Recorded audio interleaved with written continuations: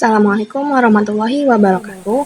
Perkenalkan, nama saya Salma Minna Salsabila dengan NIM 1052454. Di sini saya akan memberikan penjelasan mengenai sejarah perkembangan dari komputer dan fungsi dari sistem komputer.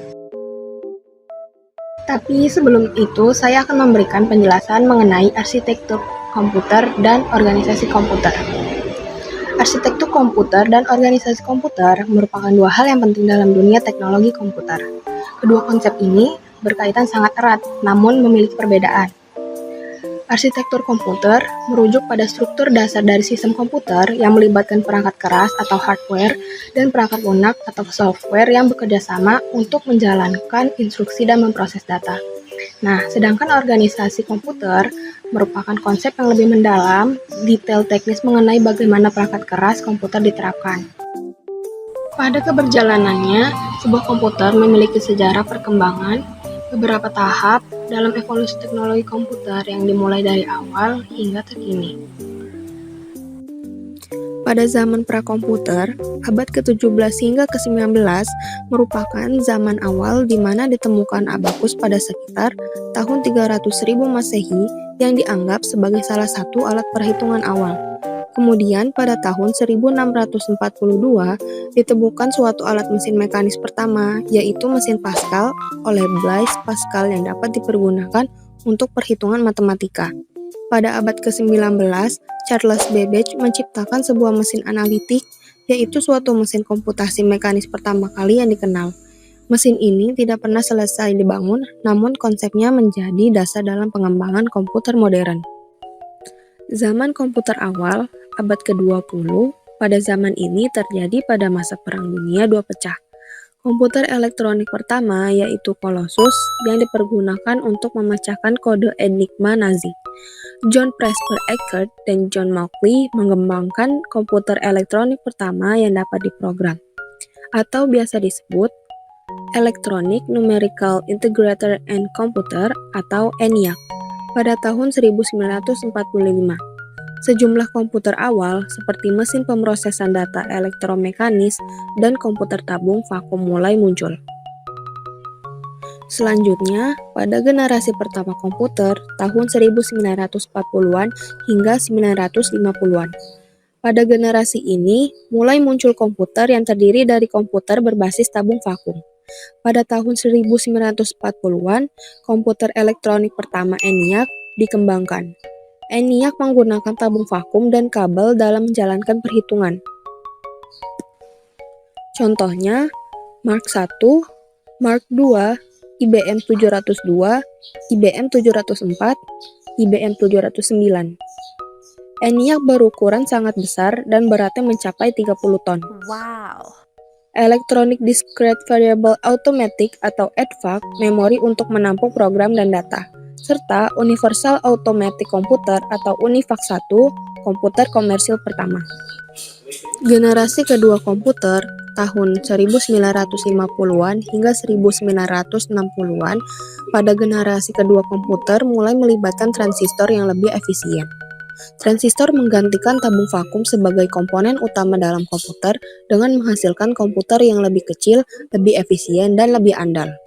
IBM meluncurkan IBM 1401, salah satu komputer transistor pertama yang sangat sukses.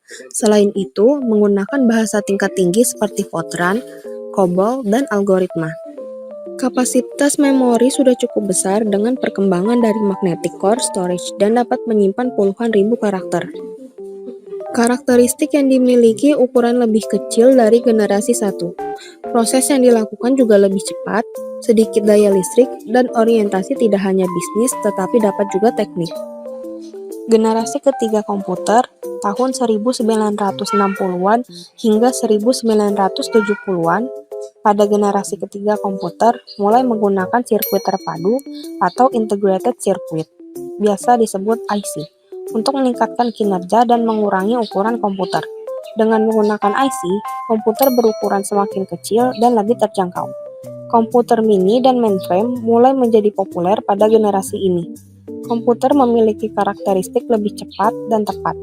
kapasitas memori lebih besar, hemat listrik, dan mampu melakukan komunikasi data dari satu komputer ke komputer lainnya.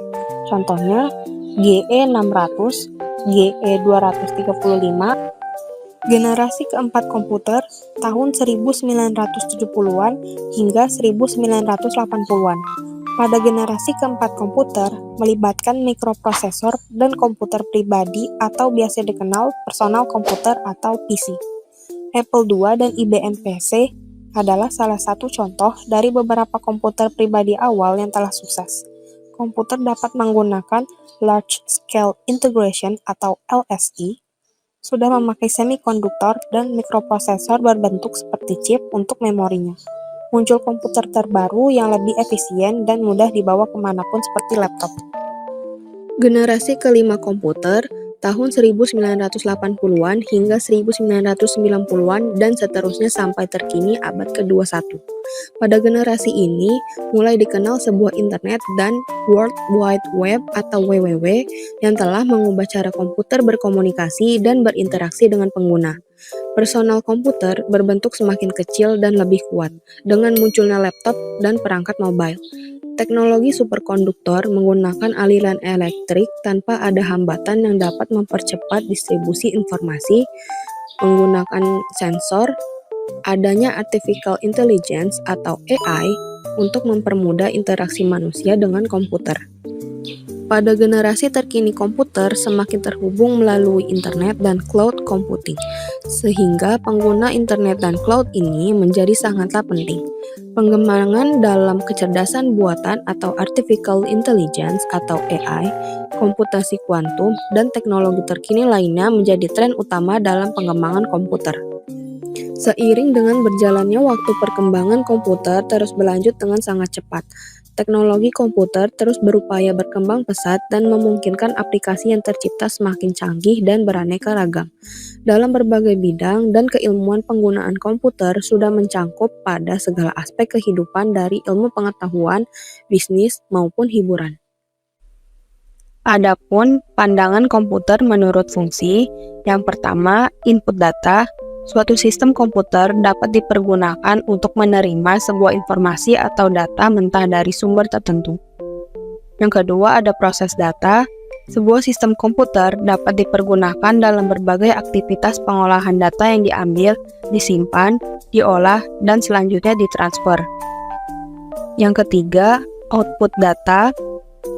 Fungsi sistem komputer selanjutnya adalah sebagai output data, yaitu menghasilkan output informasi setelah melalui proses pengolahan data. Yang keempat, ada penyimpanan data. Suatu sistem komputer juga dapat berfungsi sebagai tempat yang dapat dipergunakan dalam penyimpanan data, sehingga data ini nantinya dapat ditemukan dengan mudah dan cepat ketika akan dipergunakan kembali. Lalu ada pemindahan data. Fungsinya untuk memindahkan data dari satu tempat ke tempat lainnya di dalam komputer maupun berbagai alat output lainnya. Dan yang terakhir ada kontrol. Sebuah kontrol dipergunakan untuk pengaturan pada 3 fungsi, yaitu pengolahan, penyimpanan, dan pemindahan data.